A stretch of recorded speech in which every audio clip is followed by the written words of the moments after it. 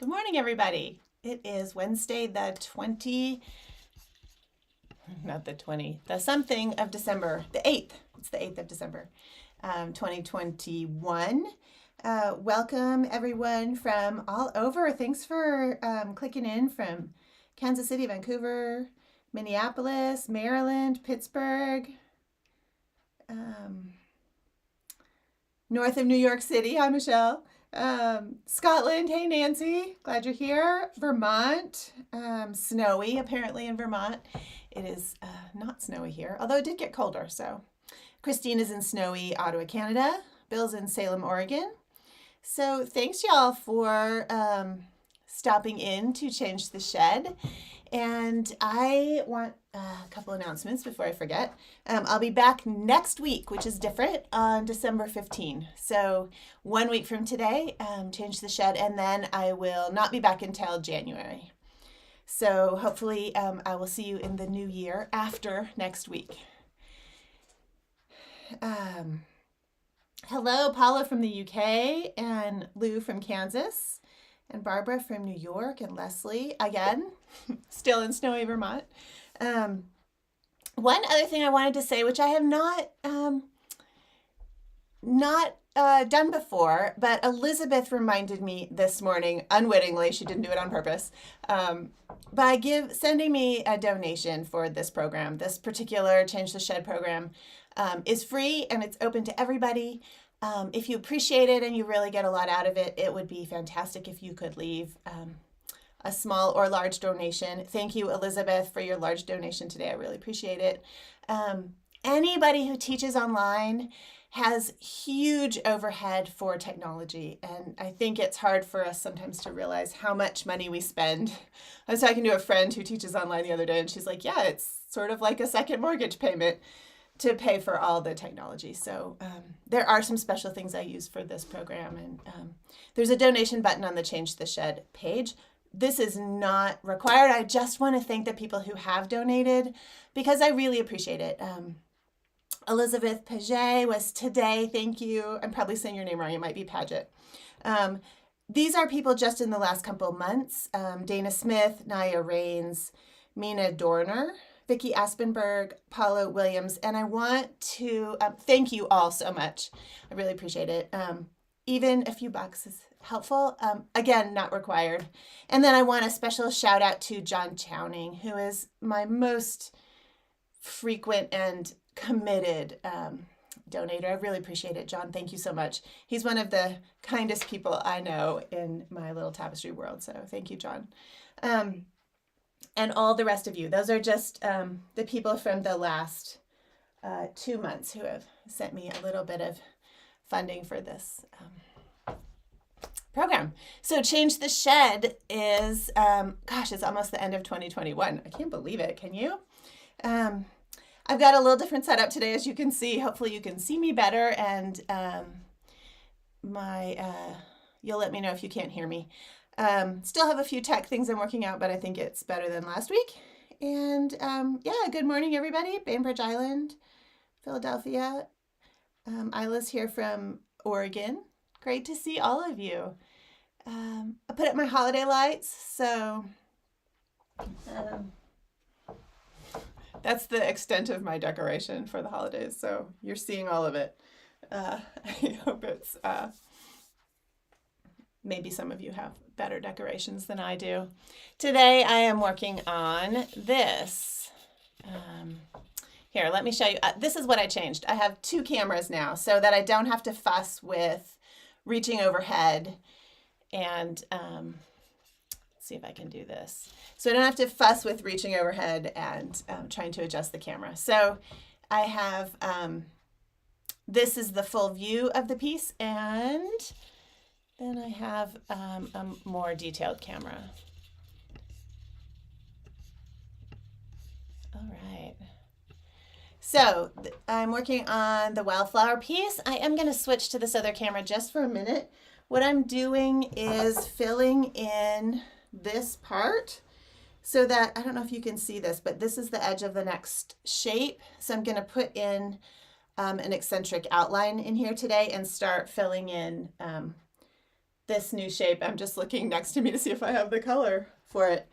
I didn't quite. I wanted to have this all the way filled in, but we're close. So I think in just a second we'll be ready for the new shape.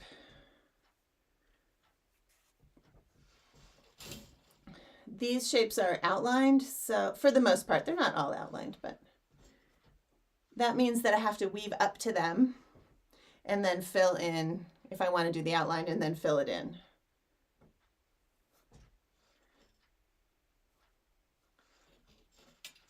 Can you? Yeah, you can sort of see. I'm just doing a little splice here. I think I've shown you all that a lot of times. I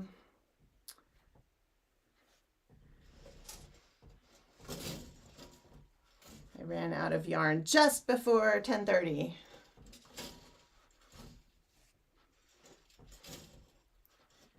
So sometimes I can use the beater on the loom like here because this area is lower now than this, but often I have to use the other beater to fill stuff in. Okay, let's see if I can do this quickly.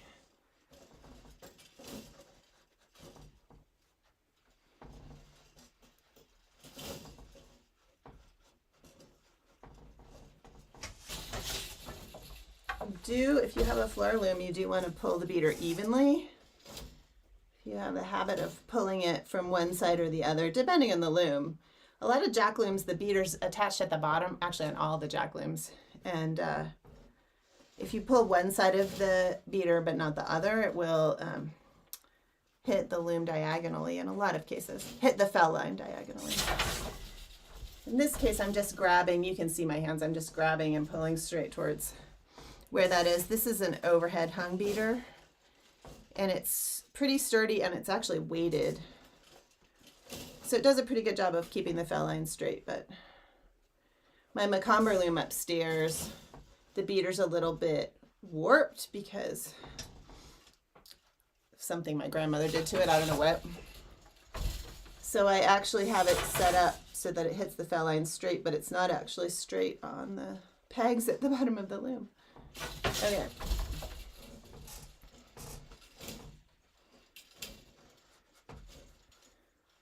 Just bear with me a second while I put this in and then I will look at your questions. This is the wildflower piece that I started. When did I start this? Recently, November, I guess. And I have about, oh, you can't see the edge now. It looks like about 8 inches. So I'm about a third of the way done.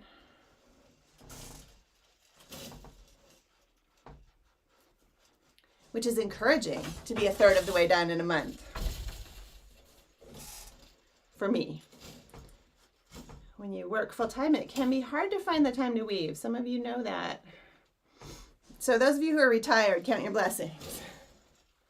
Although I know there's a lot of things that go on when you're retired. 2, you still have a lot of commitments.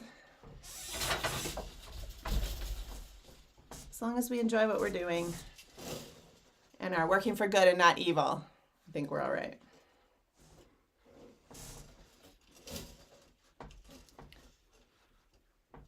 Okay, we're almost there.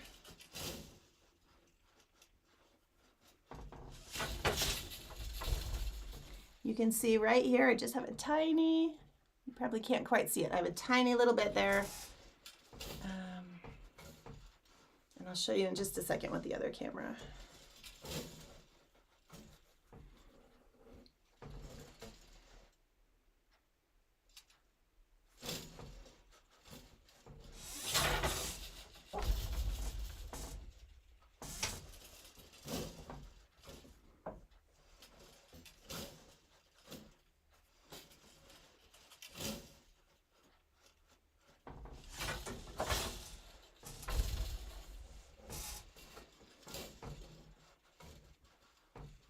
This beater, the overhead beater, I will do, someone asked last time about me doing a tour of the loom, so I'm going to do that probably in a video format that's not live. But the beater, the overhead beater is hung on little things that stick out from the loom, and so I can adjust it forward and back as I weave farther up. I can make the beater hang farther back on the loom. Okay, I'm going to do one more sequence here.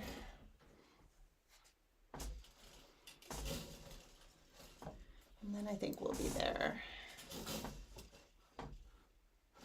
Got a little tendency right there. You can't see that. Got a little weft tension problem there at the edge. So put in extra weft. I will also say that adding the silk, usually this yarn in butterflies works beautifully well. I don't have rarely have troubles with them knotting. And I will say that the silk is giving me a little bit of trouble, making the butterflies less cooperative.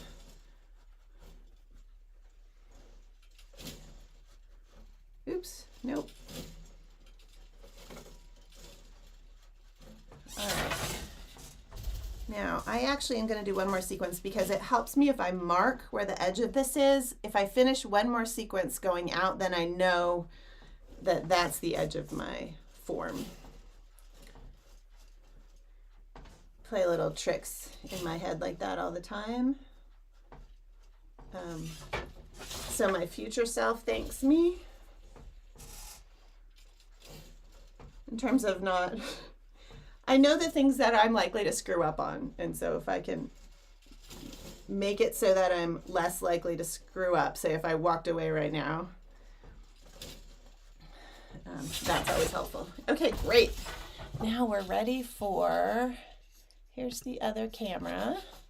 Okay, so I filled it in. Great. I filled in all the way to here. Let me see if I can, yeah. Let me just mark this so you can see where the edge of this is very carefully. I'm not going to mark it all the way down because I don't want to get any marker on the white yarn. Okay, let me see if you all have had a few questions.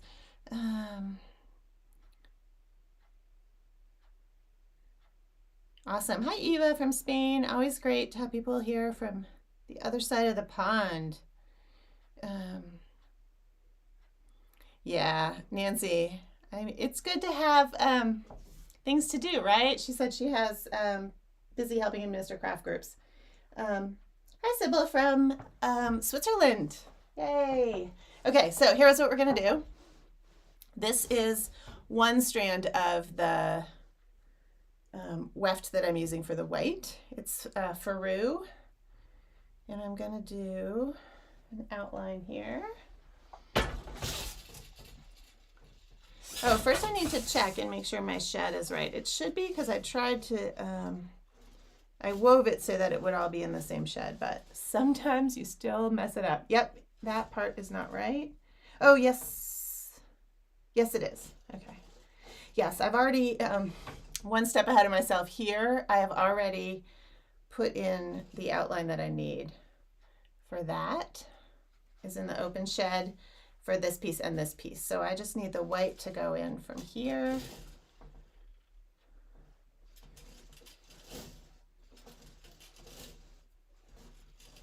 I probably said your name wrong, Sybil. We'd say it's Sybil in the United States, but I have a friend whose mom's name is spelled the same as yours, and it is Sabila, something like that. I wish that I could have you tell us how to say it.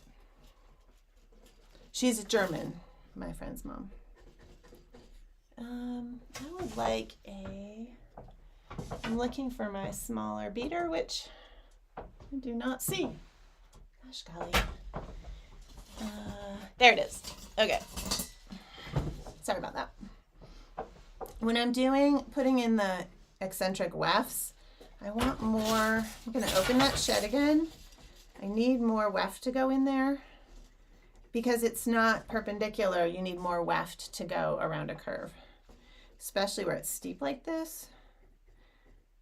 But I also don't want little puffs of weft on the front. I'm weaving from the back. Once you've woven from the back for a while, you can sort of look at the back and know what it looks like on the front. Sometimes there are surprises, but in general. it works out. Okay, so there's the white. Now in the same shed, I'm going to do a dark outline. This next shape I'm doing is going to be a color called Marigold from Just Yarn. But first I want an outline. I'm going to do it with this blue-green. We'll see if I like it or not. Oh, I think did I do that right? I need 2 of those. I'm going to make this is actually Weaver's Bazaar, this blue-green color.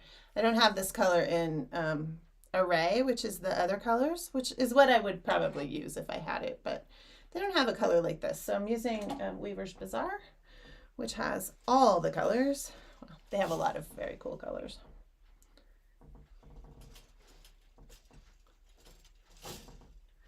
Putting this in the center.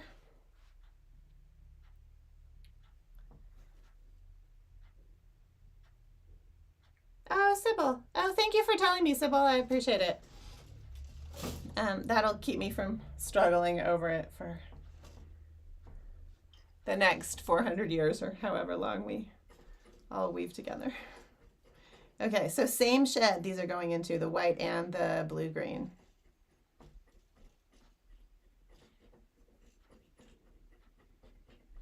And I am sort of, with this little beater, I'm kind of pulling those in. I'm sorry about I always think that I don't have enough light, but there we go.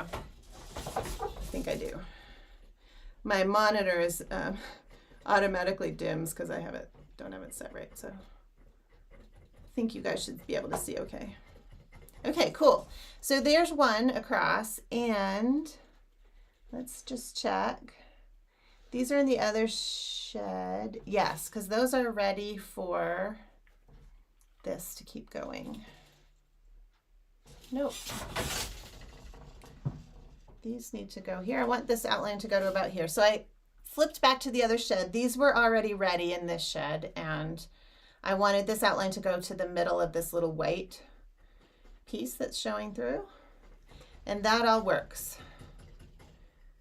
Mostly because I set it up that way. And then I'm going to change the shed back, and I'm going to, if I don't come back, what will I have? I will have dots in the dark instead of a solid line. And I want a solid line, which also means that these other parts are going to need a different outline.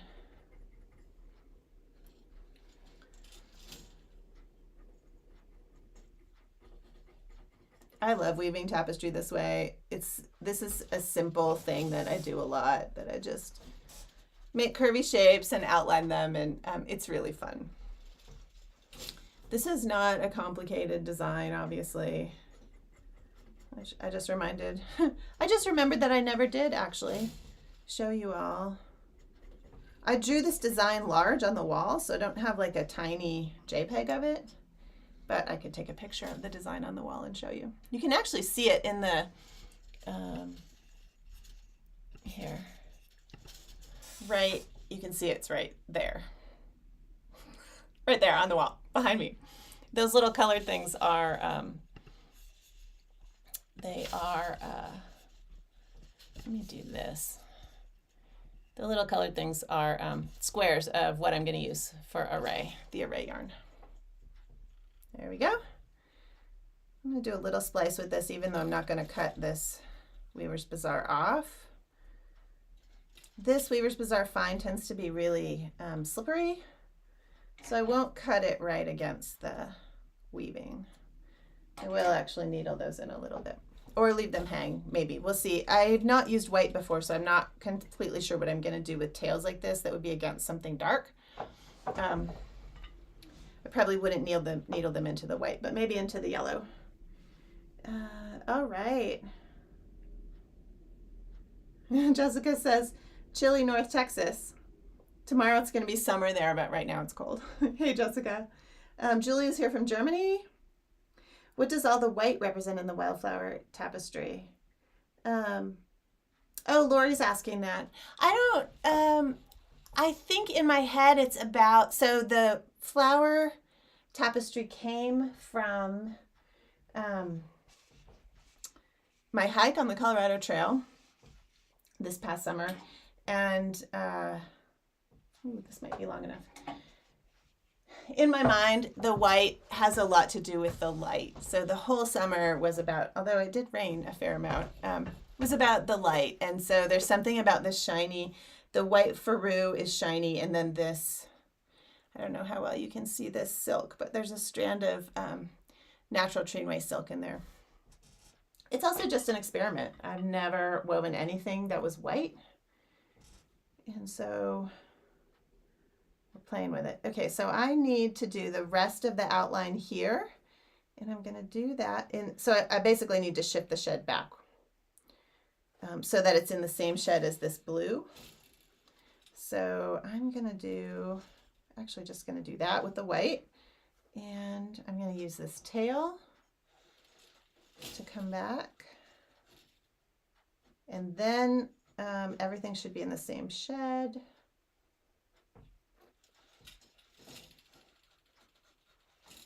But we'll check. Okay, this blue-green, this white, and this pink are all in the same shed. Try to get them nice and tidy so it doesn't leave a big loop. And now I'm ready in the same shed to put in the color for the next flower, whatever color. And it looks like my plan was to put the dark on this side and the light on this side. For the outline, I'm going to just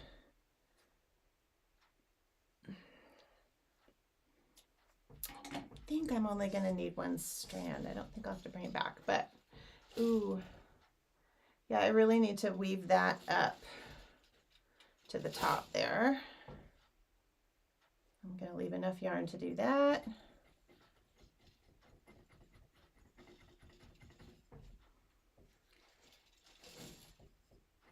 You all are going to get to watch me make butterflies because I did not make the butterflies for this yet.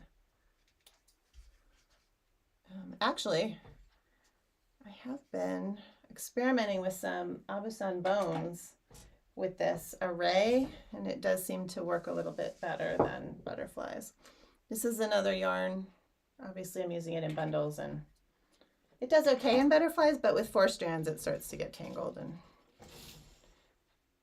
the faru doesn't get tangled by itself so much because, partly because I ply it, but also because it's grabbier. So the little fibers are all sticking together and they're playing nicely together. The Harrisville Kohler singles that I usually use do that really, really well.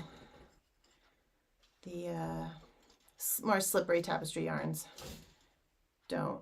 Freed is another one that's really grabby. It's such a beautiful yarn, and I think it would work fine in butterflies if you wanted to use butterflies. I like butterflies because they're free.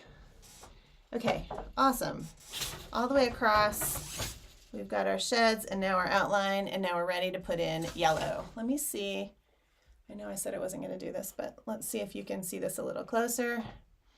So here I've got the yellow marigold color, and here is the, here, let me do it over here. 2 strands of the blue, those are all in the same shed. And then in the shed before I had 2 strands of the blue-green and 1 strand of the white.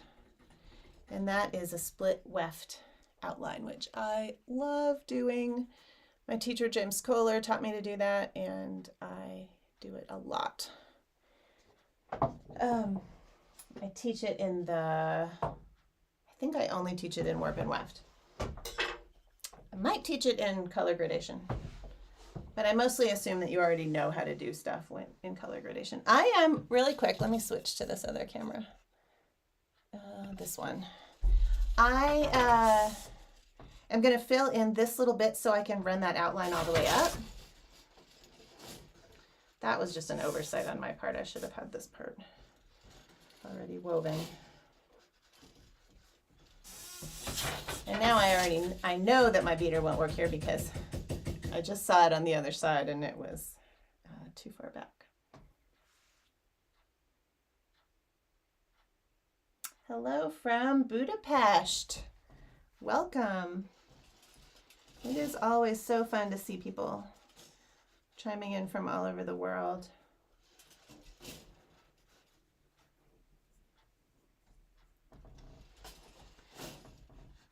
Maybe one day I'll do one of these in the evening in the States. I know that's bad in Europe, but because there's so many people in Australia. And right now in Australia, it is sometime in the middle of the night. Some ungodly hour in Australia. I think it's going to resume. Hey, everybody. I hope I'm still on the same broadcast. I'm so sorry. I have no idea what happened there, but I hope I'm back. It sounds like I might be back. Yeah, don't know what happened there, but glad you're still here. Those of you who are still here, it looks like a bunch of you disappeared, but thanks for those that hung around.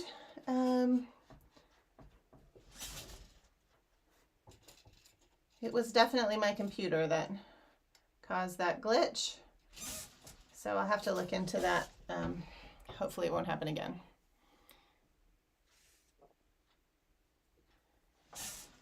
Yes, I definitely didn't want you all to think it was you, because usually when tech things happen, I always assume that it is me and not the presenter. So that was all me. And I don't know why the computer reset. It was plugged in and I've done all the things. So I will have to figure out what happened. Now I see some of you are coming back. Thanks so much.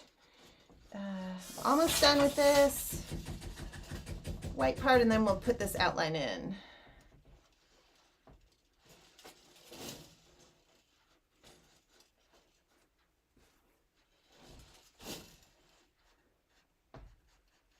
Fortunately, the program I used for this allowed me to just restore and jump back on, and it looks like it's working out.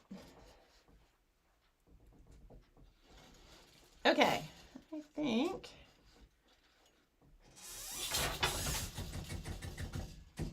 let me just bring this back, and then we're ready to put in the, this is what, you probably can't see that, but this is what I'm talking about with the silk, is that it gets wrapped around at the end of the butterfly and causes me difficulties. So if I get too frustrated with it, I will put it on bobbins, or probably bones, or something else. There are a lot of other things you can use too. Okay, so a little tiny piece of white. Let's see, can you see that? Yeah. A little piece of white goes in here, and then this same shed, the little yellow that I wanted to bring up. That's why I had to fill in on that side.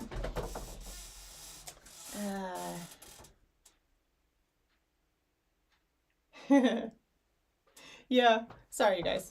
Glad you're here. Okay, so now I did not make my butterflies ahead of time. So what time is it? Okay, we have a little time.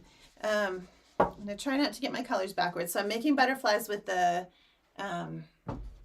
here, let me turn on this other, sorry about my head. This other camera. I'm making butterflies with these two colors. This is Array's Marigold 2, and this is Marigold 1, the dark one. And so I'll have 5 colors. I use 4 strands, and I'll have 5 butterflies between the two. And so I'll start with 4 of the lighter color, and then grade them to 4 of the darker color.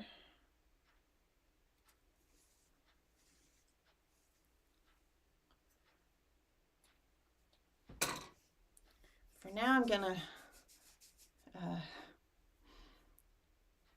brave the butterflies, because you don't want to watch me roll that onto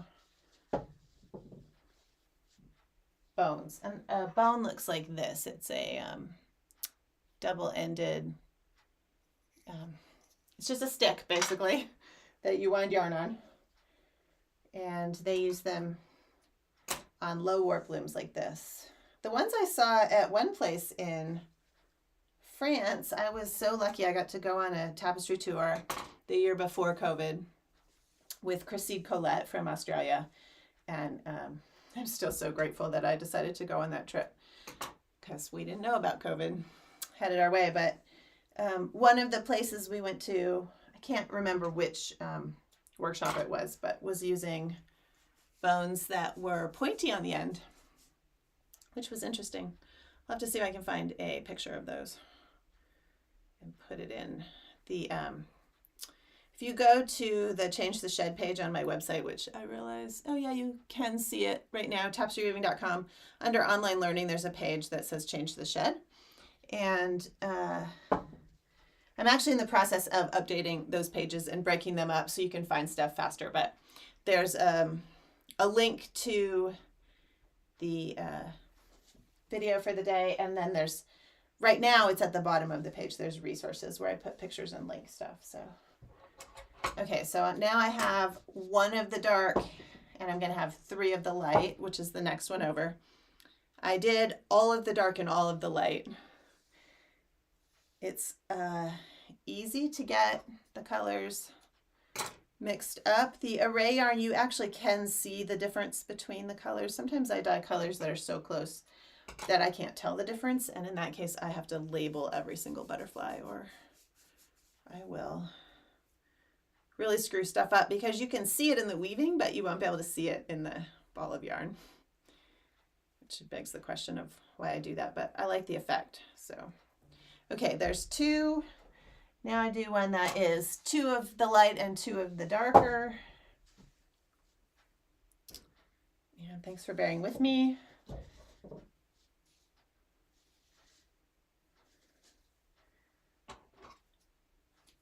And then I just have one more to do.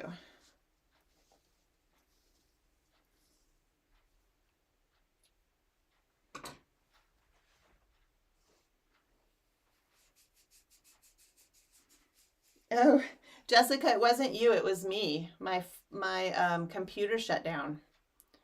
So glad you came back.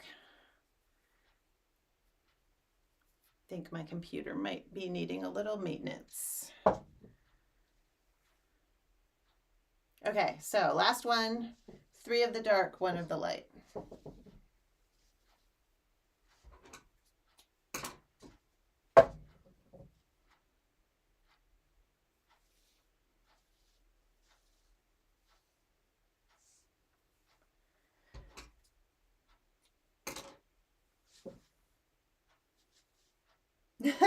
Yeah, butterflies, you get faster, Nancy, for sure. I learned butterflies back when I was using, my first pieces were all made of Harrisville Highland. I hand dyed it, but all the yarn in my early tapestries was Harrisville Highland. This tapestry behind me, I think, might be the first tapestry I wove with Harrisville color singles. Yeah, I'm pretty sure that that was not Harrisville Highland, so I think that was the first one though.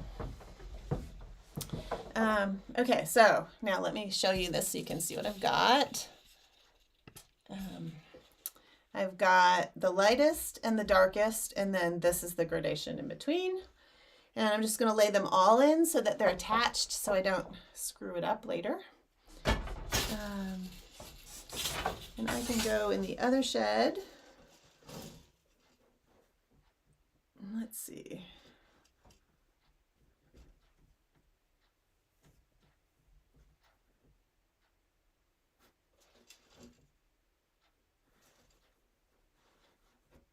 That tail a little bit. Just using the beater to pull in enough weft tension. Oh, sorry you guys. Let me and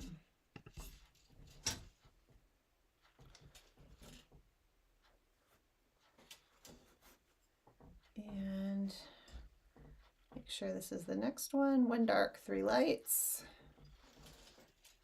I'm not going to weave eccentrically, like I won't continue weaving on a curve like this, but I often will set colors in if the curves are shallow to get them started. I could also start them when I get to them, but I'm less likely to screw up the color order if I do it like this. This one is 2 and 2. That's what I want. Let's see. Trying to space these.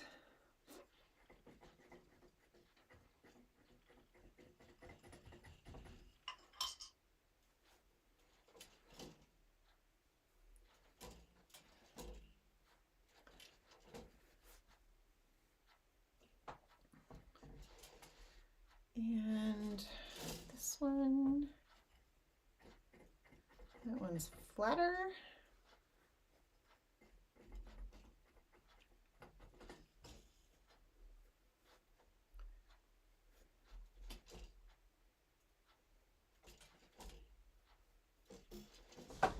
And last one. Oh, have I screwed it up? Let's see. Nope, this is the darkest one. So I have 5 butterflies. It's not an even number, but the edge of this shape is fairly vertical. So until I come back to this point where I will do another outline, it won't matter, and then the outline will fix it. So it should be good. Wait. Hopefully I won't need that again. It should be good. Okay, so let's see.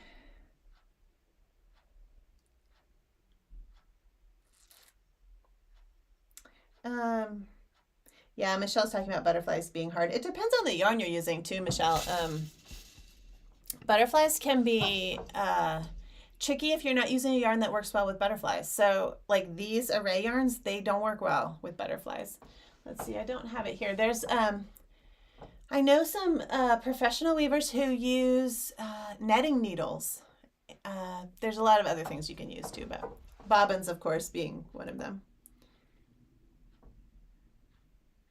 Paula, yes, absolutely you can do split weft from the front. Not a problem.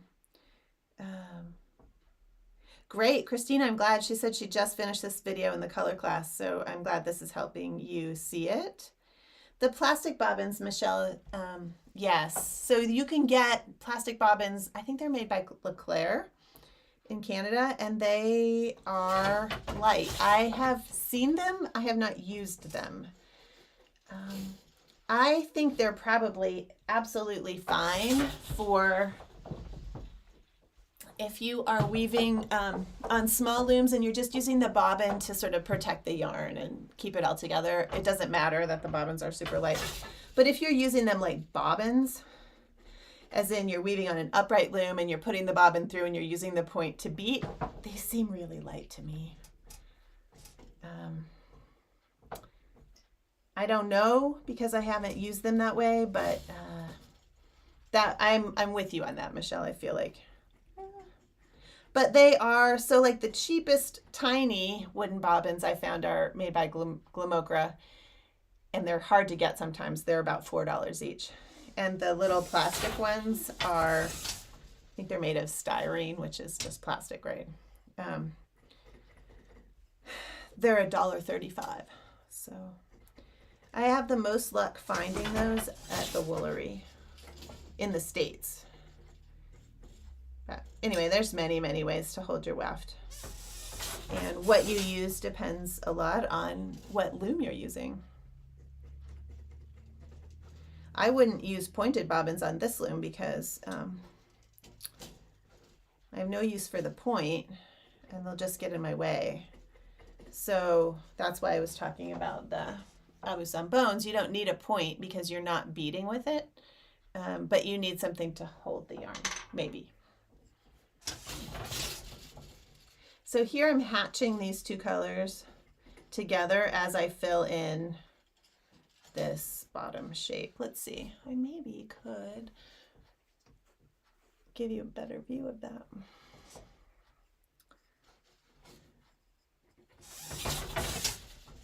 And of course I'm changing the shed with my feet, which is my favorite thing about a floor loom. One of my favorite things.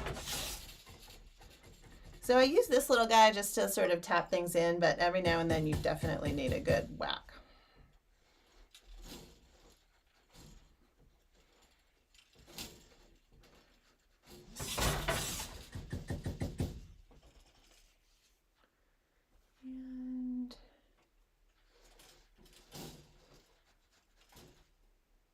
And if I get up higher and I find that it's not even the way I've woven it, you know, it's on a slight, you know, say it wasn't straight across with the beater, it was on a little bit of a slant, I just would fill that in with a sequence or two. That's legal. You can do that. Even on little things. It's okay.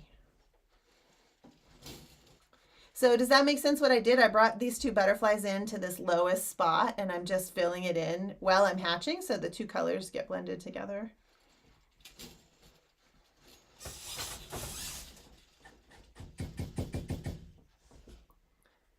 And pretty soon, I'm going to be ready for this one.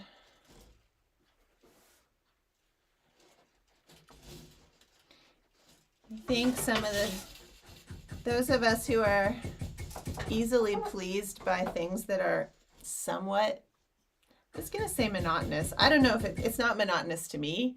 I feel like, oh, what's going to happen with this next bit that I'm doing? And maybe that's kind of weird, but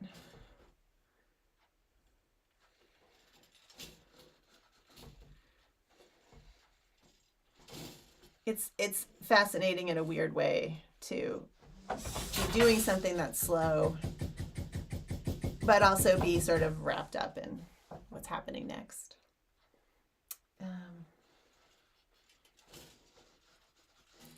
Okay. So now these are all in the same shed. Actually, I am going to bring that one over there to smooth that little bump out.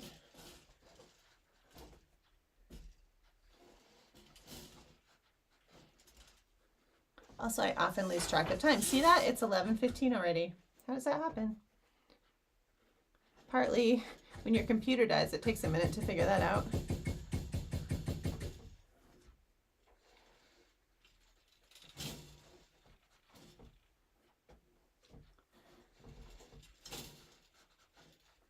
All right.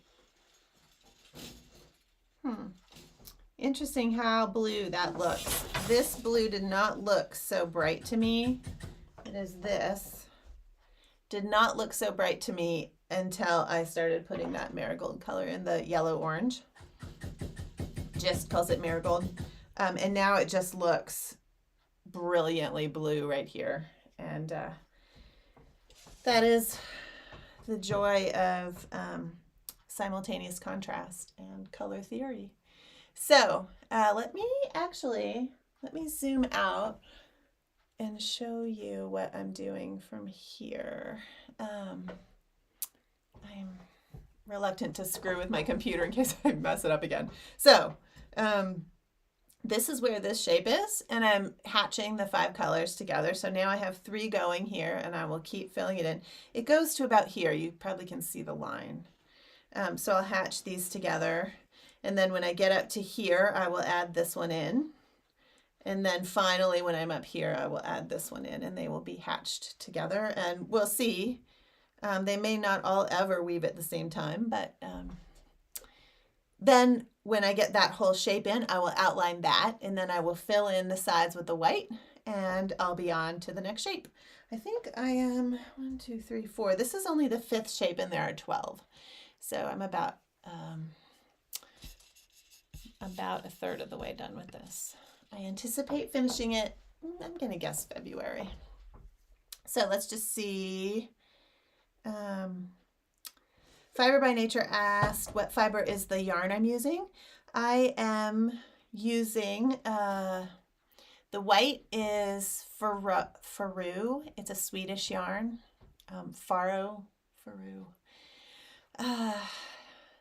made by Bokkins. So it's a lovely yarn. It takes dye really well. It's very nice. It has some spelsow in it. Doesn't come in a ton of colors. And usually when I use it, I dye it myself, but they do sell dyed versions. And all of the yarn made by Bokkins is really decent yarn. It's beautiful. And so if you're in Europe, look for the Swedish yarn made by Bokkins. They make a bunch of yarns that work for Tapestry, like Mobilata. There's a really thin one called Mora. Tuna is a 2-ply, and it's not my favorite, but there's a couple others. Anyway, they're great yarn.